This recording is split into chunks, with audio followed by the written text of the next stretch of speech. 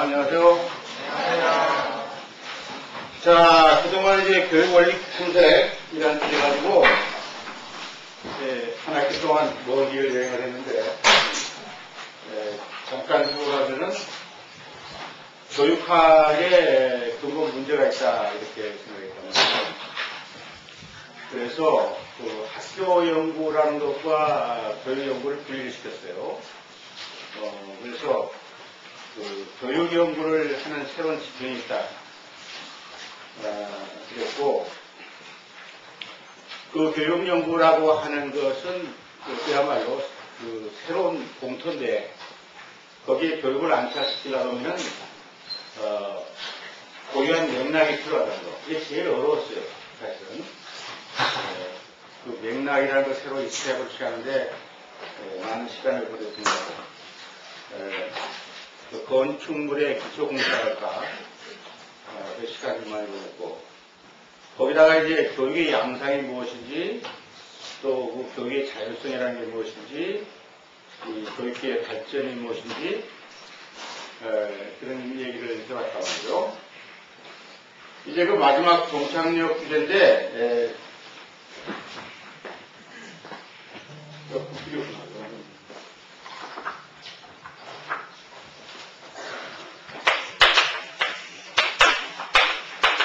평가라고 그래서 우리가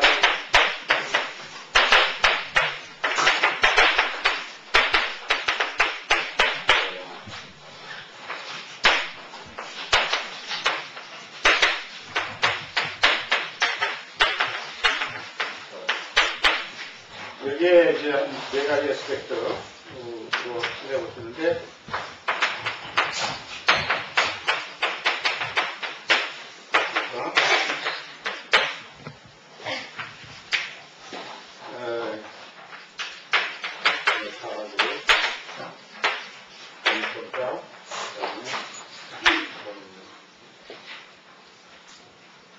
그다음에 교육 여건,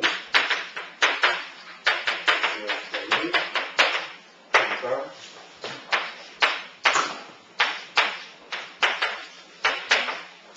기능평가,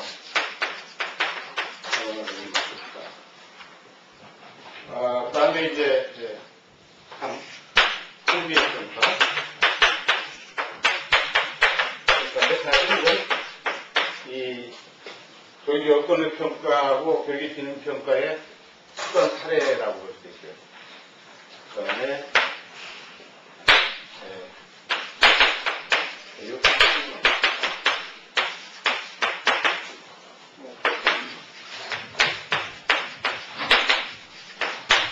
라고 하는 주제를 하고요.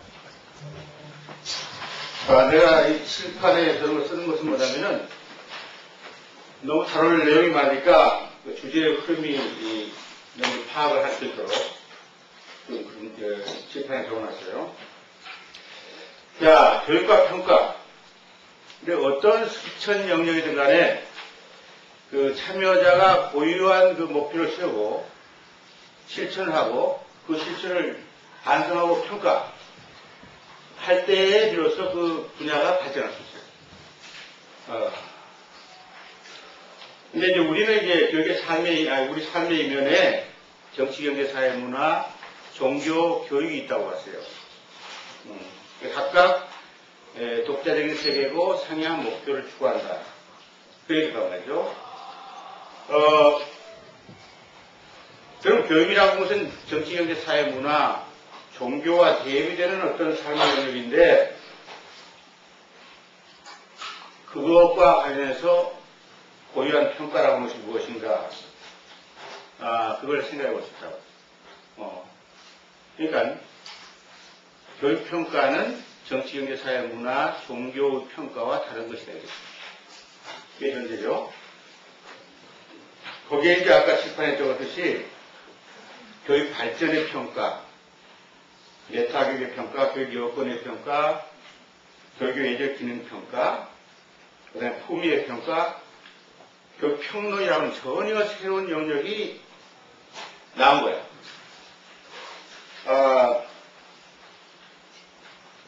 이것은 종전에 내가 지금 다운표 다운표 교육평가라고 그러는데 전혀 없던 부분이라고. 무시된 부분. 그러나 당연히 교육학도들이 자기 영토 안에 관리를 했어야 할 부분인데 팽개치는 부분이란 말이죠. 그러니까 오늘 얘기하는 것은 그 최초의 개발이라고 볼 수 있어요. 교육평가에. 자, 그래서 시작을 우선 다운표 교육평가부터 평가해보자. 네? 사람들이 지금 교육평가한다는 사람들이 많고 또 교육평가로 여러 가지 활동들을 하고 있는데 이것이 진짜 뭐냐? 결론적으로 말하면 하나의 단지 관습과 관행의 연장이다. 아무런 이론적인 백그라운드가 없다. 이렇게 얘기할 수 있고 또 극단으로 말해서 교육평가라는 이유로 교육의 고유성을 철저하게 외면하고 소외시켜왔다. 이렇게 얘기할 수 있어요. 그래서 그 이유를 그 대중적인 인식과 관심, 목표 달성 평가 모형이라는 게 있는데 그거, 그 다음에 기능주의 문제, 과학주의 한계, 그 다음에 비교육 영역의 강화라고 하는 5가지 차원을 들어가지고 간단하게 리뷰를 하려고 그래요. 자, 우선 대중의 인식과 관심이라는 게 뭐냐? 교육평가라고 하는 것과 관련해서 이건 학교라고는 생활공간에서 이루어지는 모든 평가를 지칭한 게 아닌가 하는 생각이 들어요.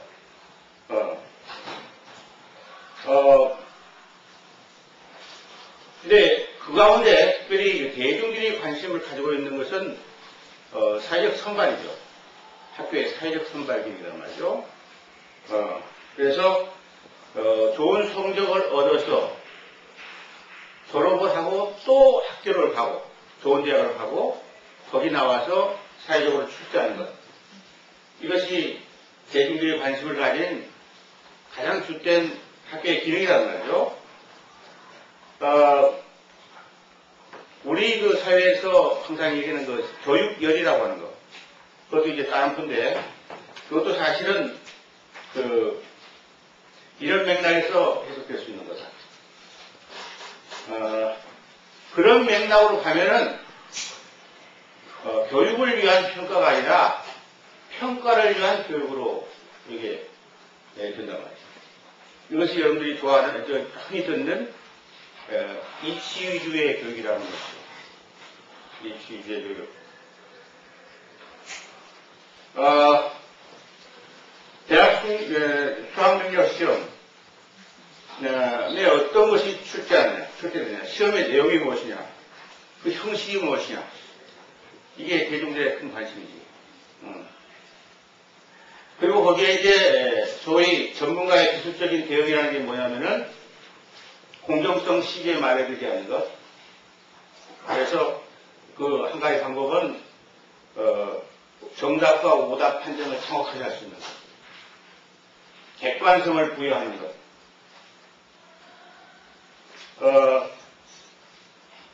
그런 거다 말이죠. 그렇게 되면은 그런 학교 생활에 적응을 하기 위해서 학생들은 평가에서 요구하는 외적 지표 혹은 단편적인 징후 혹은 단서의 모방에 집중하게 된다. 그게 이제 입시주의 교육의 실상이죠. 그리고 그것은 치열한 경쟁이며 우리의 입장에서는 학생들 상관의 교육적 교섭을 파괴시키는 거예요. 네. 그 다음에 우리가 생각해 볼 수 있는 게 이제 전문적인 의미의 교육평가인데 이것은 평가 이론이 아주 복잡하니까 다 얘기할 수 없고 그 중에 이제 우리나라에서 가장 주축을 이루고 있는 목표 달성 평가 모형을 얘기해야 되겠어요. 이 목표 달성 평가 모형이라고 하는 것은 사실은 교육활이 노육이 과학화라는 명분으로 들어온 거예요. 그래서 대학 공동체에서 고에 개념 치레가 없는 상황에서 그 실증주의로서 그게 대응을 하려고 그랬어요. 그것이 이른바 정봉 선생님의 교육학 정의 바람직한 행동의 계획적인 변화라고 하는 것이고, 그 교육에 대한 정의로부터 교육평가가 유출된 것이죠. 이 평가 모형은 나도 대학원 다닐 때 굉장히 열광하던 평가 모형인데 너무도 논리가 간결해요. 그러니까 교육 목표라고 하는 것은 행동적 수준에서 정확하게 기술한다. 혼돈할 수 없는 방식으로, 누구나 동의할 수 있는 방식으로 정의한다. 그리고 그것을 구현하게 해서 환경을 계획을 맺는다. 교육 프로그램이라는 의미입니다. 그러니까 이때 교육이라는 것은 그 교육 프로그램이라는 것이죠. 뭐가 이제 따옴표가 필요한 부분인데, 따옴표는 생각하세요. 따옴표 있다고 생각하라고. 알았어요? 그러니까 그 어떤 행동을 가져오게 하는 모종의 프로그램이 있는 거예요. 그리고 그 프로그램이 그 행동을 가져오게 하는 것인데, 그렇다면 교육이 잘 되고 잘못된 것은 어떻게 하느냐 하면, 그 프로그램이 아까 정한 행동을 가져오느냐 안 오느냐를 검증하는 것이지. 그러니까 그 결과를 가져오는 원인으로서 교육이 충분히 진행했느냐,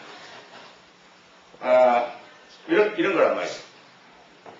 너무도 간결하잖아? 그래 안 그래? 단순한 머리들이 쉽게 이해할 수 있어요. 그 다음에 그 안에서 논리적인 순환론이 있어요. 그러니까 교육받은 인간이 뭐냐? 그럼 교육의 결과다. 그 교육은 뭐냐? 그런 인간을 가져오고 있는 것이다. 논리적으로 간단하지. 그런데 한 가지는 교육이라는 것은 아직 규정되기보다는 모성의 마법의 상자로 남는 것.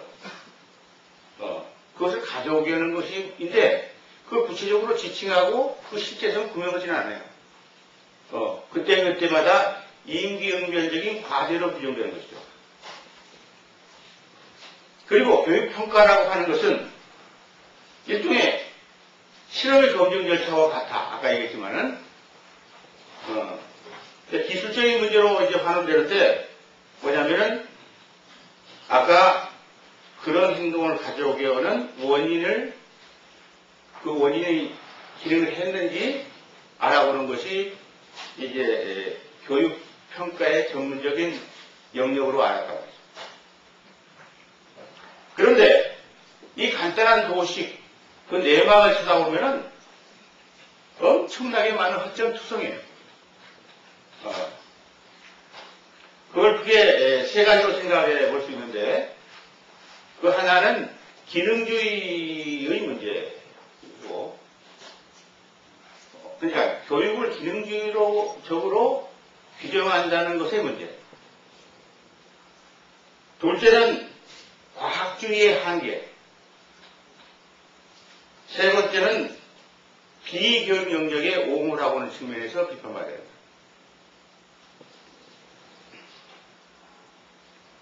기능주의 문제라는 게 뭐냐?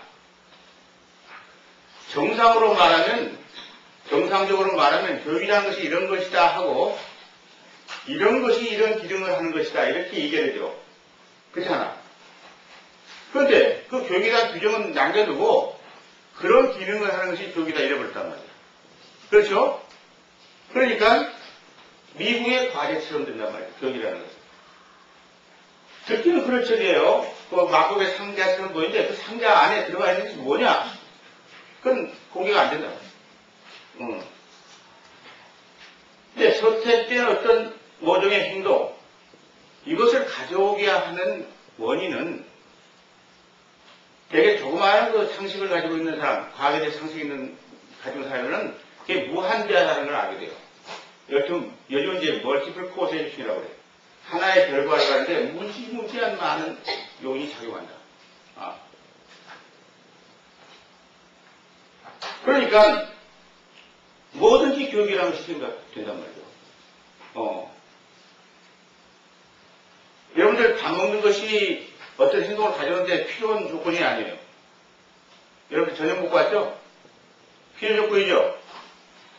그것도 교육에 들어갈 가능성이 많아.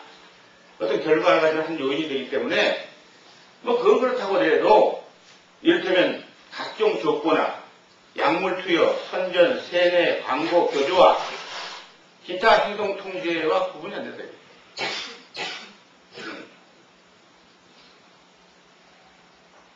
그리고 기름기의 큰 문제는 이런 거야.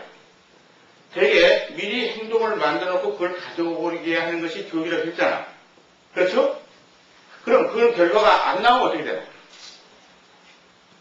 그럼 되게 지금 교육평가는 교육이 잘못됐다 그러죠? 그렇지? 엄격하게 한번 분석해 보세요. 교육에 대한 정의가 잘못된 거죠? 그래 안 그래? 그런 결과를 가져오는 것이 교육이라고 정의를 했잖아. 그래 안 그래? 그러면 그런 결과를 안 가지고 왔다. 그러면 그건 교육이 아닌 거예요. 그러니까 교육의 정의상의 문제점을 마치 교육의 문제점인 것처럼 지금까지 호도해왔다. 이것이 기능주의의 큰 문제란 말이야. 한 가지 숨겨진 사실이 드러나고 있죠. 또 하나의 문제는 과학주의의 한계라고 하는 것이에요. 목표 달성 평가 모형이라고 하는 것은 그 과학주의를 표방하고 있어요. 아까 얘기대로. 그래서 교육 목표 설정하는 그 행동이라는 게 모호하지 않은 방식으로 누구나 규정할 수 있는 그런 것으로 선택이 됩니다. 그러니까 그런 것으로 규정할 수 없는 행동은 배제되는 거죠. 교육 목표에서 좀 심하게 말하면 오퍼레이셔널 데피니션을 할 수 있는 것은 교육 목표가 되고 오퍼레이션 데피니션을 할 수 없는 것은 교육 목표에서 제외된다. 그런 정도의 극단의 제한된 인간의 특성을 교육 목표화하고 있다.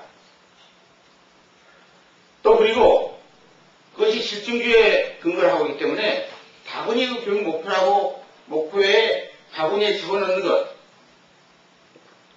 그 행동들은 다분히 원자주의라는 거예요. 그러니까 행동 1, 행동 2, 행동 3, 행동 4 이래가지고 합치면 뭐가 될 수 있는 것처럼. 그래서 지정체가 나가지고 지에서는 또 이런 영역이 있고 점에서는 이런 체가 있고 책에는 이런 게 있다. 블룸 스타일의 정의가 돼야 한대요. 되죠? 각각의 행동을 잘라놨죠. 그러니까 행동의 맥락이라는 것은 거의 생각하지 않는다는 거죠. 또 타일러의 교육 과정 모형에 하면은 그 행동에 대응하는 것이 목표, 내용이라고 하는 것인데 그 내용도 다 잘라놓는다. 다를 대로 잘라서 그것들을 합치면 지식이다 이렇게 생각합니다. 그런데 우리 강의에서 지식은 구조라는 말 했죠? 하나의 지식의 엘리멘트라는 것은 그것이 처한 맥락에 따라서 전혀 다른 의미를 갖는다는 그런 기초 원리를 교육 목표 설정 단계에서 무시해버린 거예요. 그 다음에 과학이라는 것은 소위 객관주의라는 것을 지향하는데 이건 주관을 배제한다고 되게 되는 거예요. 근데 사실은 주관을 배제한 관찰 이건 현명이나 망언에 불과한 거예요. 중요한 것은 그것을 해석하는 거거든. 현명이나 망언이라는 그 눈의 작용을 통해서 들어오는 망막에 들어온 것을 뇌에서 해석하는 거란 말이에요. 그러니까 객관에서 객관으로 끝나는 것은 아무것도 아니에요. 사실 주관적 판단이 거기에 배제한단 말이죠. 이제 객관이라는 이름으로 주관을 배제한다. 이런 것은 그야말로 독단적인 주관이라고 볼 수 있어요. 주관적으로 지독한 주관이다. 이런 생각을 할 수가 있어요. 그래서 대개 전문가들은 그 객관성을 강조를 해요. 당신들과는 상관없이 나는 이걸 판단합니다. 그럼으로써 막상 교육 주체는 그 판단에서 소외되고 만다. 이런 문제가 있다. 과학주의의 한계야. 마지막으로 얘기할 수 있는 것이 뭐냐면은 비교육 영역을 오용하고 있다. 사실은. 내가 그전에 교육과 학교라는 걸 구분하면서 지금 교육학도들은 학교 안에 비교육에 관심이 있다고 그랬죠? 그래서 안 그랬어. 정확히 그 부분에 대한 평가라는 거죠. 지금 내가 교육이론 평가를 할 때 불만이 있는 사람이 있을 수가 있어요. 왜냐면은 교육평가이론한 게 목표 달성 평가만이 아니거든. 그래서 많은 보충이라는 게 있어요. 가령 특정하게 목표 적는 것뿐만 아니라 부수적인 것도 측정해 본다든가, 그리고 애초부터 교육 목표를 설정할 필요가 없다든가, 또 객관성을 넘어서서 평가자의 주관을 강조해야 된다든가, 요즘 이제 지필검사를 벗어나서 수행평가를 해야 된다든가, 이런 식의 자질구질한 개선이 그 안에서 이루어지고 있는데, 그런데 이들은 교육평가라고 할 만한 어떤 논리를 갖고 있지 않아요. 쉽게 말해서 학교 안에서 이루어지는 평가라는 것을 교육평가라고 지칭을 하고 있다는 점에서 그들이 말하는 개선이라는 것도 사실은 개선이 아니다. 이런 거예요. 학교 안에서 이루어진 평가, 이것 자체의 가치를 내가 부인하는 것이 아니에요. 그건 필요하다고. 왜 필요한가? 사실 학교라고 하는 것은 다양한 이해관계의 복판에 있다고 볼 수 있어요. 그렇기 때문에 그 이해 당사자들한테 그 요구에 부응하는 올바른 정보 판단을 주는 것, 정보와 그 판단 자료를 주는 것, 이건 좋은 거란 말이에요. 여기서 불만이라고 좀 뭐냐면은 그런 것을 통칭해서 교육평가라고 하는 게 문제지. 알겠어요? 이것은 정확하게 말하면 학교 안에서 이루어지는 재반 비교육적 사실에 대한 평가일 수 있지만은 교육평가는 아니다. 이렇게 되는 거예요. 그래서 지금의 다운표 교육평가는 현실적으로 굉장히 중요한 목소리를 하고 있지만 그럼에도 불구하고 유별나게 교육에 대해서는 상당히 부당한 것이 되고 있어요. 다른 것을 교육평가라고 하니까 우선 왜곡되죠. 또 그런 데만 관심이 있으니까 교육이 소외되는 거예요. 알겠어요? 얼굴들 보니까 전부가 그렇지 않다는 것 같은데 곰곰이 생각이 와요. 그러면 이제 교육본위의 평가라는 것은 뭐냐? 두 가지 특징이 있지. 하나는 그 교육이 무엇이냐에 대한 계상이 분명하다. 그런 거죠. 그러니까 교육과 그로부터 파생되는 것, 이것이 분명히 규정이 된다. 말하자면 교육이라는 것이 여타의 세계와 차별화되어 있다. 그 자체의 동일성을 가지고 있다는 걸로 되어 있다. 그 가운데 나는 이제 하나의 수레바퀴 모형이라는 걸 예시한 적이 있어요. 그러니까 이쪽에 삶의 한 양상으로서 놀이에 비유를 했는데, 논다는 놀이가 아니에요. 알았어요? 이제도 선생님, 이제 알았어? 그래. 그리고 또 하나는 평가 기준이 분명히 선별하다. 평가 기준. 그래서, 거기에 내가 적용하는 그 가치의 분류가 내재적 가치와 예제적 가치요. 교육은 그 자체에 탐닉할 만한 내재적 가치를 가지고 있고, 그리고 그것은 외부와의 관계에서 외재적 가치도 가지고 있다. 그리고 그 내적 가치가 외적 가치 실현의 하나의 전제다. 이런 얘기를 할 수가 있어요.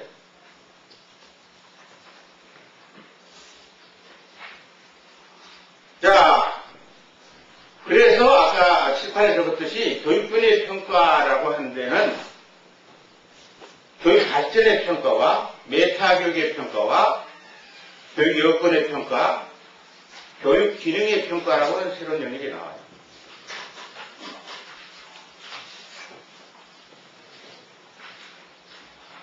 교육 발전의 평가. 이건 교육 평가의 핵심 부분이에요. 근데 이것은 그럼에도 불구하고 지금의 따옴표 교육 평가에서는 거의 사각지에 있는 거다. 이렇게 얘기할 수 있어. 우리가 교육 발전을 어떻게 규정했어요? 삶의 구석구석에서 되도록 많은 사람들이 교육의 세계에 가담하고 거기서 특별한 경험을 하고 그걸 감식하는 것. 거기서 삶의 보람을 느끼는 것. 이걸 교육의 발전이라고 했다고. 여기에는 질적인 측면과 양적인 측면이 있어요. 질적인 측면이라고 하는 것은 뭐냐면 그 교육적 구조와 교육의 구조와 내재를 복종하는 것이라는 거예요. 그 놀이 안의 내재를 복종하는 것. 거기에 완벽한 일치라는 게 없어요. 어느 평가에서나. 정도의 문제죠. 그렇지 않겠어. 그 다음에 지급평가에서 놓칠 수 없는 것이 아까 얼마나 그 교육에 몰입하고 심취하느냐. 내 따옴표, 내 용어에 하면 교육 산매. 예, 그걸 경험하느냐. 이게 중요한 거단 말이에요. 이것은 아까 즐거움이라고 보다는 해야 될 것에 대한 사서하는 고생이란 말이에요. 그런 걸 하기 위해서 일종의 손실과 희생을 감내하는 것이란 말이죠. 그런 것이 이제 질적인 측면이고, 양적인 측면이란 뭐냐? 많은 사람에게 또 많은 기회를 제공하는 것. 교육의 기회를 제공하는 거란 말이에요. 근데 그 가운데 하나가 교육이라는 것은 본질적으로 세속의 범주가 다르다고 그랬죠. 그렇죠? 따라서 세속적인 이유 때문에 교육의 기회가 어떤 사람 많고 적다. 이것은 교육의 발전에 부정적인 거예요. 또 교육이라고 하는 것은 수도계의 절대적 품위와는 상관이 없다고 했어요. 어느 품위에서나 가능한 경험이거든. 그렇기 때문에 얼마큼 수도계의 각 품위에서 교육의 수레바퀴가 활발하게 돌아가느냐, 이것도 교육의 양적 만연성과 관련해서 체크할 수 있는 부분이다. 또 교육이라는 것은 학교뿐만 아니라 다양한 삶의 공간에서 일어난다. 물론 지금 그걸 분명을 알기 때문에 은밀하지만은 실제로 은밀하게 진행되고 있다라고 봐야 돼요. 그래서 저 시간에는 가정, 학교, 직장, 가상 공간에 예를 들었지만은 그러나 이제 학원이라든가 문화센터, 도서관, 매스미디어, 여가체계, 협회, 문화단체, 종교단체, 지역사회, 학원, 문화센터, 도서관 등등 이제 그 은밀하게 진행되는 영역에 대한 교육적인 경영이 필요하다. 발전의 측면에서 평가를 해야 된다. 이거예요. 자, 이렇게 얘기하면은 여러분들한테 너무 추상적으로 들릴지 몰라. 그래서 내가 학교 안에서 교육 발전한다는 게 뭐냐? 그 지표가 뭐냐? 이걸 얘기하려고 해요.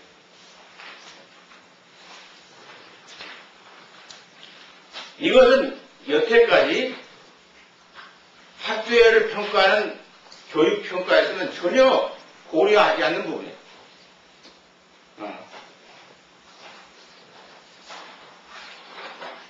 여러 가지 학교에서 진행을 하지만 교육의 측면이라면 이런 것쯤은 체크를 해야 된다 이게.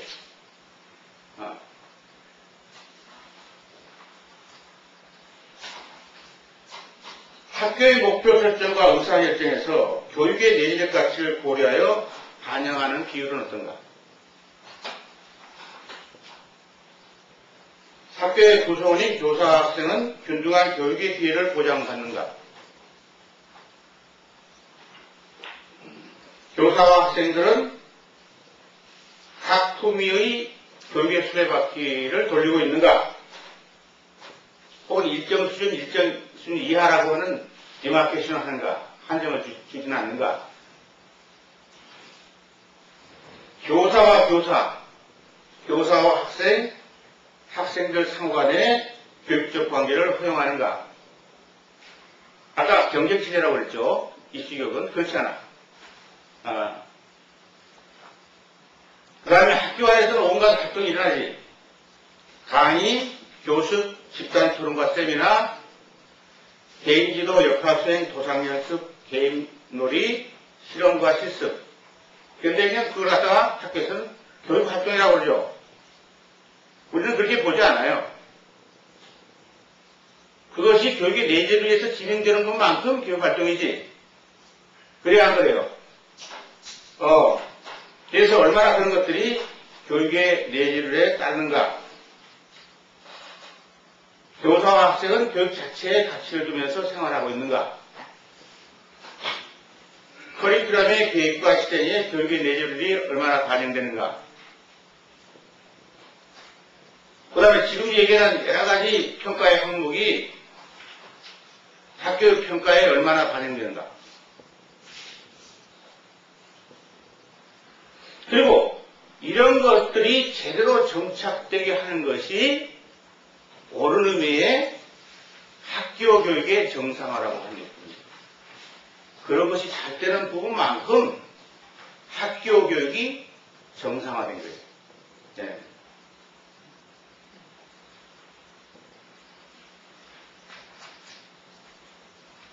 그리고 그 학교 교육이 정상화되는 것만큼 여타의 생활 공간과 비교해서 상대적으로 그 위치는 어떤가. 그런 것이 학교 교육의 평가에서 매우 중요한 부분이죠. 그 발전 지표로서.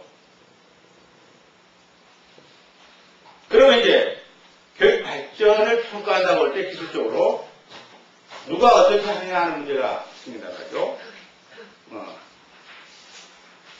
여기에 상당 부분 전문성이 요구되는 게 사실이에요. 조사, 현장 연구, 평가 연구, 뭐, 이런 것들이 필요한데, 뭐, 양적 방법, 질적 방법도 필요하고.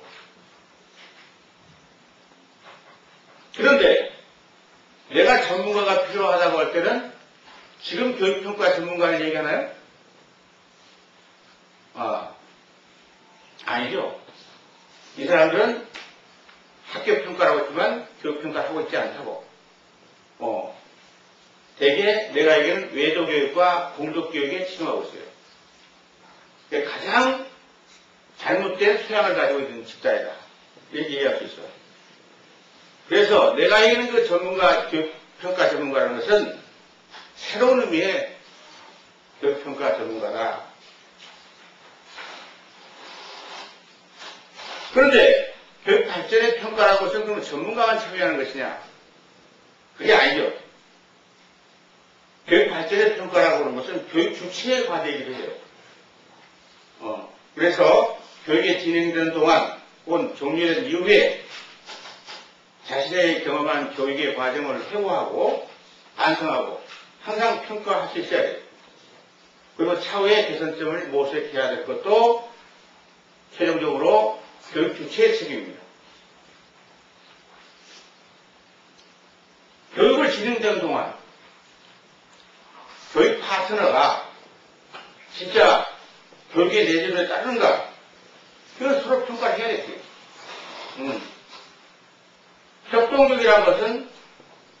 두 사람이 한 자리를 묶어서 진행된 거란 말이야. 혼자 하는 건 아니죠. 그래 안 그래요? 그래서 스승은 제자의 상부에 의존하고 제자는 스승의 하와에 어느 정도 의존하고 있어요. 서로 상보 관계란 말이에요.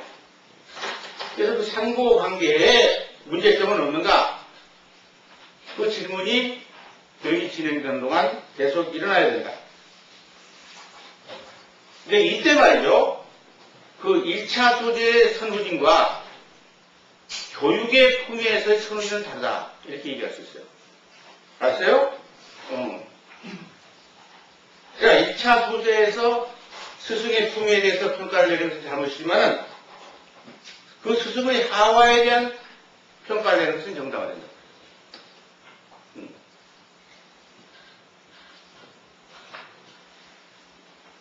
또 교육활동의 부여에는 내재 가치라는 것도 교육 주체와 무관하게 규정되는 게 아니에요.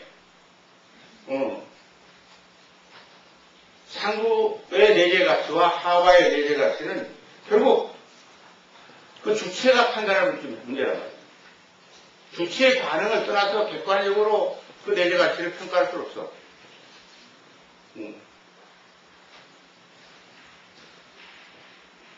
그래서 실제로 모든 교육 장면에서는 교육 주체에 교육에 대한 평가가 있어요. 그걸 공개를 안 할 뿐이지. 그래야 안 그래요? 여러분들 지금 내가 이걸 가르침의 행동이라고 봅시다. 여러분들 평가하고 있지 안 하고 있어요? 하고 있지? 나도 여러분 평가하고 있어요. 다만 그걸 은폐하고 공개하는 걸 꺼리고 있는 뿐이지. 그렇죠? 근데 2차적으로 공개하는 게 중요하다는 거죠. 공개하는 게 왜 중요하다는 거예요. 그래서 교육의 품위를 노출시키고 그리고 그것을 발전을 방향해서 서로 합의를 보게 하는 것. 이게 중요하단 말이죠. 합의를 보지 않은 상태를 갖다가 지금 평가 이론에서는 에라라고 그래요. 측정의 오차라고 그러고. 타당화 연구나 신뢰도 연구에서는. 그건 잘못된 태도예요. 각각의 교육평가를 인정해야 되고. 중요한 것은 그 갈등을 어떻게 받아들이냐 하는 문제가 있단 말이죠. 이때 필요한 것이 뭐예요? 우리는 항상 품차의 갈등이 있을 때 그게 교육의 소재가 될 수 있었어요. 있죠? 교육평가에 교육의 품위가 작용하는데 그 교육의 품위에 서로 차이가 드러났다. 그것은 무엇을 할 수 있는 좋은 계기예요? 메타교육. 그래야 그래요. 지금 머리 돌아가고 있어요? 교육의 품위의 차이가 있을 때 그 선진과 후진과에는 그것을 2차 소재로 해서 메타교육 할 수 있었어요. 있다고. 물어보고 내가 강요하는 게 이 강의에서 많아. 있단 말이야. 이런 식의. 여러분이 반응이 없으니까 할 수 없지. 그래서 이제 메타교육 평가라는 게 매우 중요하다고. 메타교육 평가라는 게 매우 중요해요. 우리가 누차 강조했듯이 메타교육이라는 건 매우 중요한 부분입니다. 교육 발전의 두 가지 축 중에 가장 중요한 기교. 교육의 내적 가치 실현뿐만 아니라 교육 발전의 수단이 된다는 것이죠. 그래서 교육은 그 자체의 내재를 가졌는데 그중에 내가 수레바퀴 모형을 제시했어요. 그러나 그건 절대적인 게 아니죠. 더 좋은 수레바퀴가 나오겠어요? 안 나오겠어요? 앞으로.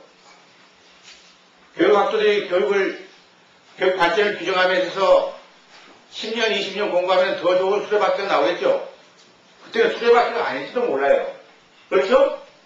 교육의 내재를 나올 거란 말이야. 그래서 교육의 품이라고 하는 건 실제로 끝없는 탐색의 대상입니다.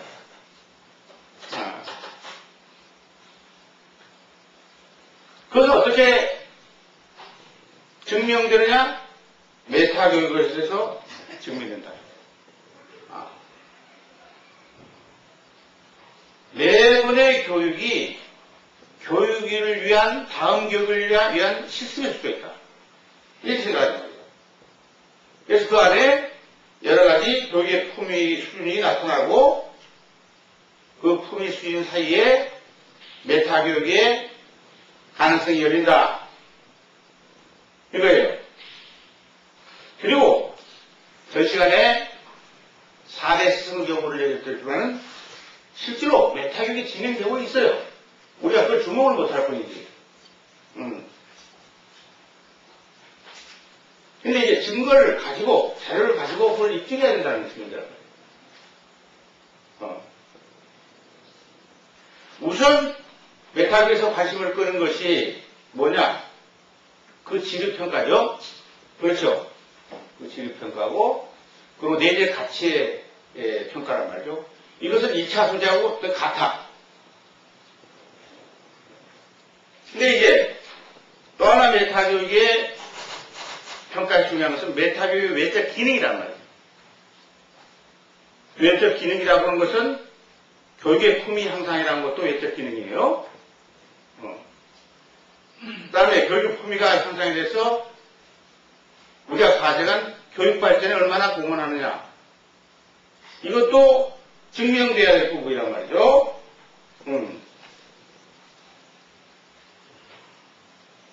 그걸 증명하는 데 있어서 역시 얼마만큼의 전문적인 소양이 필요하다. 즉 메타교육이 독립변이 되고 교육의 품위나 교육 발전이 종속변이 되는 어떤 연구 설계 혹은 증거라는 게 필요할 수도 있겠다. 그런 거예요. 그런데 그러면 모두가 그 객관적으로 이루어지는 것이 아니냐? 아니단 말이죠. 무엇을 관찰하든 간에 그 관찰은 안목이 요청되는데 그 안목이라는 것은 교육의 품이라는 거죠. 그러니까 연구자들이 어느 정도의 교육의 품위를 확보하고 있느냐 이것이 중요하다. 객관적성 이전에 갖춰야 할 요건이다. 이렇게 얘기할 수 있어.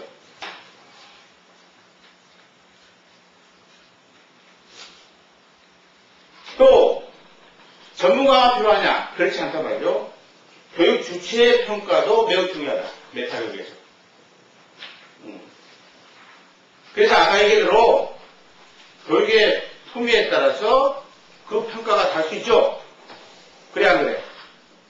교육의 품위에 대한 평가가 달 수가 있는데 이것은 조금 있다가 품위의 평가라고 하는 주제를 가지고 다뤄볼게요.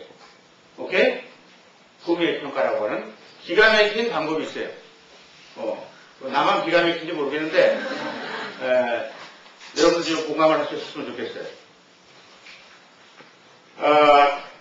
그 다음에 교육 여건의 평가. 교육에 환경이 있다는 거야. 그러니까 교육의 동일성을 유지하는 데는 배타적인 논리가 필요하죠. 그래 안 그래?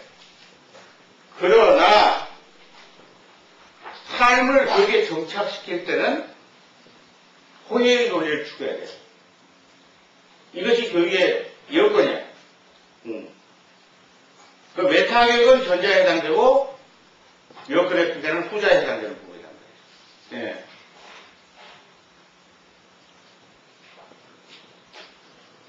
교육을 본의로 하는 삶에서는 교육 이해의 것이 교육의 환경입니다. 교육의 여건이다. 이렇게 얘기할 수 있어. 그런데 교육과 교육 아닌 것, 교육 환경, 이것은 서로가 결정하고 서로가 결정받는 쌍방의 인과관계를 가지고 있다고 봐야 되겠죠. 그래 안 그래? 교육이 외부 세계에 영향 주는 것만 혹은 외부 세계가 교육에 영향 주는 것만 있는 건 아니란 말이야. 이 세상에 일방적인 인과관계는 거의 없어요. 여러분들 재미있는 에피소드가 생각할 수 있어. 대개는 여러분들은 부모가 자식한테 영향 준다고 그러지. 그래 안 그래? 많이 보세요. 혹시 결혼하고 혹시 자세히 보세요. 어린애들이 부모한테 영향 중에 더 많아요. 그래, 안 그래요? 동의할 수 있어요? 자식 때문에 죽겠다는 사람 많지? 네. 그래서 교육이 외부 환경에 영향을 주고 외부 환경가 교육에 영향을 준다. 그럴 때 교육이 외부 환경에 영향받는 부분, 그것이 교육의 여건에 해당되는 부분이에요. 그렇죠? 그 다음에 교육이 환경에 영향을 주는 것, 이게 교육의 외적 기능이라고 할 수 있어. 이 두 부분을 나누어서 평가해야 돼. 그러면 교육의 여건 평가에 포괄해야 할 환경의 요소는 어떤 것이냐? 얼마나 된다는 거 내가 그랬죠? 교육 환경의 요소가 얼마나 많은지. 그 대답 잘못하면 나 총말이에요. 무한대라고 그랬어요. 그러니까 관심 있는 걸 이제 검증하게 되지. 교육이 이렇고 이 특별한 환경에 대한 환경에 어떤 영향을 줄지 모른다. 이제 어떤 내부 사건이 교육에 영향을 줄 거야. 근데 그 사실만으로서 교육 여건의 평가는 안 된다고. 그 사실에 어떤 가치 기준을 부여하느냐가 중요한 거란 말이에요? 그래, 안 그래? 어떤 가치 기준을 적용해야겠어요? 교육 발전이라고 하는 것에 돼야겠지? 그래, 안 그래? 교육의 고유한 발전이라는 것에 비추어서 외부 환경을 평가한다. 이게 교육 여건의 평가예요.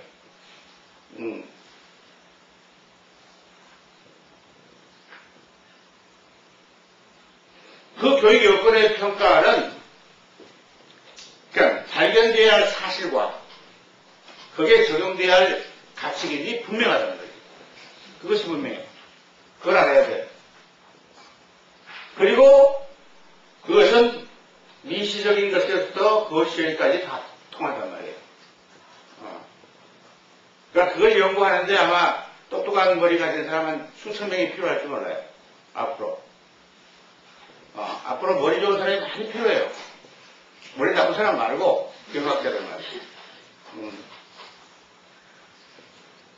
지금 스템셀 공부하는 사람이 그 브레인을 아마 갖고 있는 모양인데 나도 좀 그런 브레인이 좀 있었으면 좋겠어. 주위에.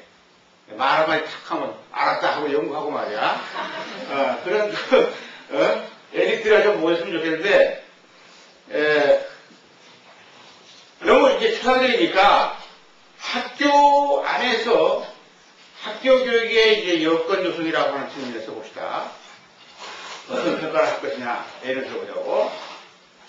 우선 물리적인 조건을 얘기할 때 어떤 물리적인 조건에서 교육적 교습이 가장 많이 일어나는가? 그거 연구 안 됐지? 많아.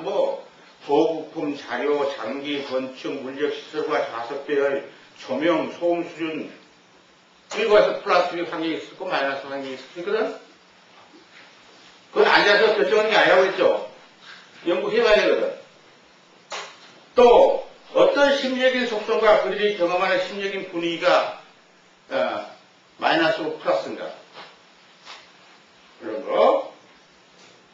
학교에 하달되는 공문의 내용, 학교의 인사충원, 권위 구조, 학교의 의사결정 구조, 학칙, 자원의 배정과 조직, 체제 유지, 행정적 기능, 이것은 어떻게 교육에 플러스거나 마이너스가 되는 거예요.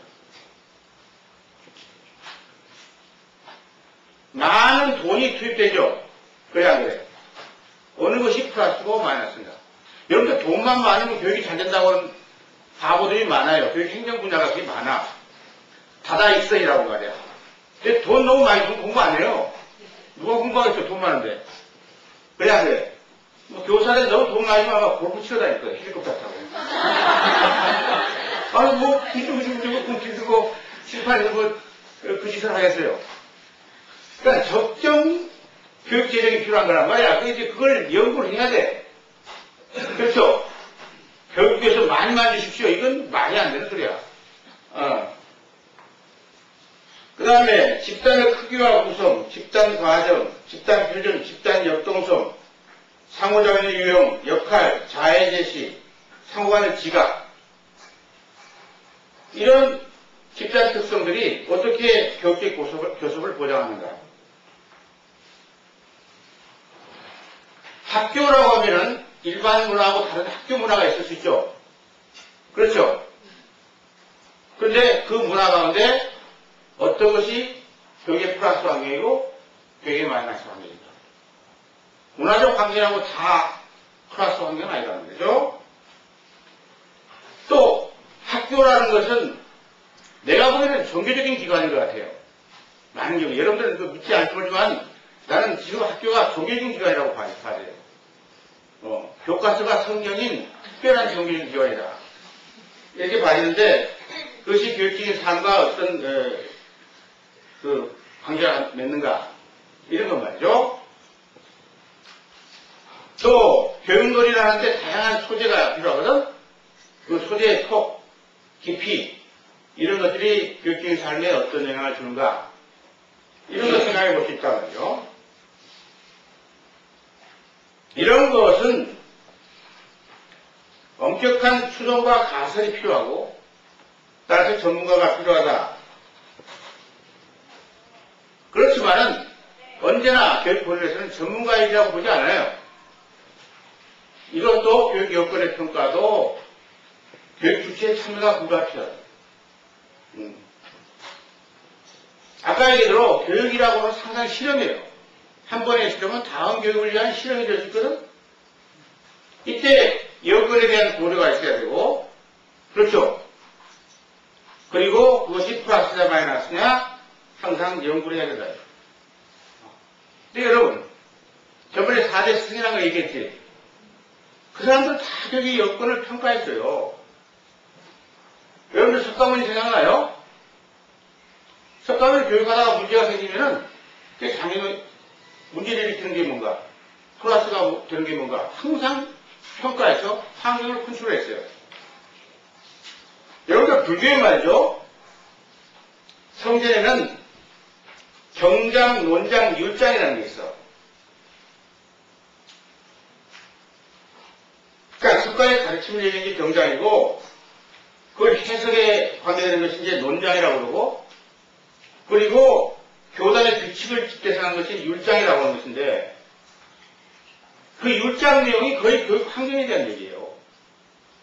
어떤 것이 플러스 환경이고 어떤 마이너스 환경인가.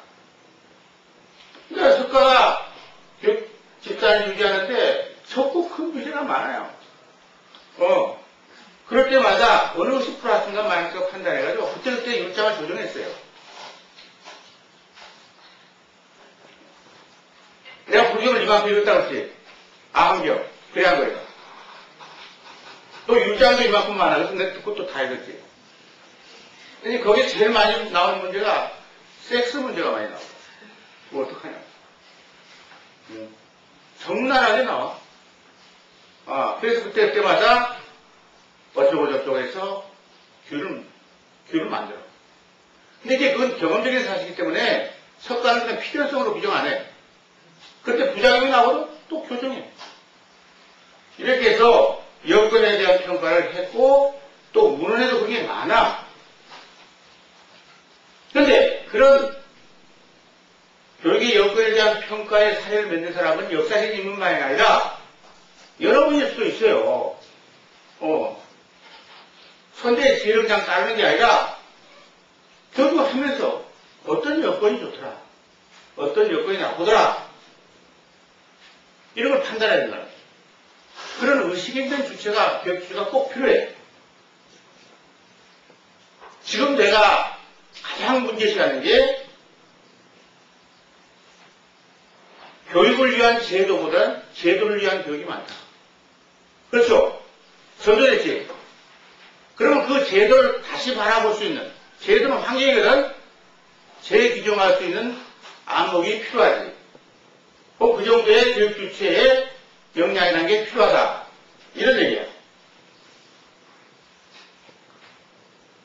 마지막으로 교육의 기능에 대한 평가라고 하는 것인데, 지금은 이제 교육 발전의 평가, 메타교육의 평가, 교육 여건의 평가, 이것은 이제 교육이 어떻게 정체성을 유지하느냐는 문제죠. 그래. 그 정체성 유지가 됐으면 그 정체성으로서 외부의 환경에 영향 주나 안 주나? 줄 수 있죠. 그게 교육의 예제적 기능이란 말이에요. 그러니까 지금 내가 하는 교육의 예제적 기능의 평가는 지금 사람들에게는 기능주의 교육관에 기초한 교육평가하고 달라요. 그거 느낄 수 있어요? 느낄 수 있어 없어? 종전의 기능주의 교육관은 교육을 규정하지 않고 기능을 규정했지 하늘시켜버렸죠. 내 경우는 이것이 교육인데 그것이 외부 환경에 이렇게 영향준다. 이렇게 된단 말이에요. 알겠어요? 근데 이런 교육의 외적 기능평가는 교육 여건의 평가에 꼭 반대예요. 어떤 점에서 반대냐? 첫째, 주목하는 사실이 달라. 아까 교육 여건의 평가는 환경이 교육에 영향 주는 측면했죠. 그래 안 그래요? 그리고 그 기준은 뭐였어요? 교육 발전이라는 게 기준이 됐지. 그런데 교육의 외적 평가는 어떻게 되나? 그 인과관계가 거꾸로 되죠. 교육이 교육 환경에 어떤 영향을 주냐? 이 사실에 주목하고 거기에 적용되는 가치는 누구예요? 그 외에 해당하는 외제 세계죠? 정치면 정치, 경제면 경제 이런 거 아니요? 그래 안 그래? 그렇단 말이에요. 그래서 그 교육 환경의 외제 가치가 다양한 것만큼 교육의 예제 기능평가도 다양한 기준을 써야 돼요. 그래서 다양한 기준의 구분이라는 게 매우 중요하다고. 어떤 기준을 택하느냐에 따라서 교육이 플러스 요인도 있고 마이너스 요인도 될 수 있어. 그렇죠? 교육이 다 좋은 걸 하는 게 아니라 말이죠. 마이너스 영향도 줄 수 있다는 거야. 예를 들면 학교의 기준 가운데 아까 입시하는 게 중요하다고 그랬죠. 그래 안 그래? 그러면 입시하는데 교육이 중요한 거, 교육이 더 많이 공헌하냐, 교육 아닌 게 더 많이 공헌하냐 비교할 수 있었어요. 있다고. 예컨대 족구나 사회와 문화와 교조와 이런 것도 하나의 프로세스거든. 학교 안에서 일어나는. 그래요. 그러면 입시라는 측면에서 교육이 더 효과적이냐, 사회화가 더 효과적이냐, 문화화가 더 효과적이냐. 그 비교 연구할 수 있었어요. 이런 검증을 해야 하겠지만 내 추론은 내가 보기에 문화보다 교육이 더 미승률적이요. 이게 가설이 증명이 돼야 되는 거지만은, 알았어요? 나는 교육은 무조건 좋다는 사람 싫어. 이런 점에서 더 비효과적이다 이런 말도 할 수 있어야 된단 말이에요. 알겠어요? 그럼에도 불구하고 이렇게 나가야 된단 말이지. 얼마 불러가지고 우리가 뭐든지 교육은 잘한다. 그게 이제 만능으로서 뻥튀기 하는 기능주의 문제였고, 그 기능주의 문제는 뭐예요? 사회 비난을 정책으로 다 쓰지. 자기들이 다 할 수 있다고 그랬기 때문에 그런 권사들은 나중에 정책으로 다 써요. 뭐가 잘못되면 다 잘못하고 된 거야. 그 별로 똑똑하지 못한 사람이 큰 문제예요, 이게. 내가 보기에는. 그런데 이제 교육의 외적 기능에 대한 것도 순전히 전문가 소가 있냐? 그렇지 않단 말이에요. 교육 주체, 교육 주체에 앉아서 야, 내가 교육적인 삶을 영위하니까 이런 점이 좋더라. 응? 이쁜 여자하고 사귈 수도 있더라. 뭐 이런 거란 거. 뭐 그런 모르지만 검증을 해야 돼요. 뭐 이런 교육적인 삶을 해가 이런 부작용이 생기더라. 놀 시간도 없고 말이야. 인생 다 지나가더라. 뭐 이건 그래서 그 세부적인 평가는 매우 중요해. 교육과 삶을 잘 영위했다. 그것만 하면 안 돼. 그것이 어떤 기능을 했는가? 이것도 굉장한 교육의 삶에서 판단할 중요한 기능이지. 그렇단 말이에요. 그래서 시간이 10분 지나갔는데 이 두 가지 주제를 이제 끝냈다고? 오케이? 그럼 10분 쉬었다 와야 되겠다.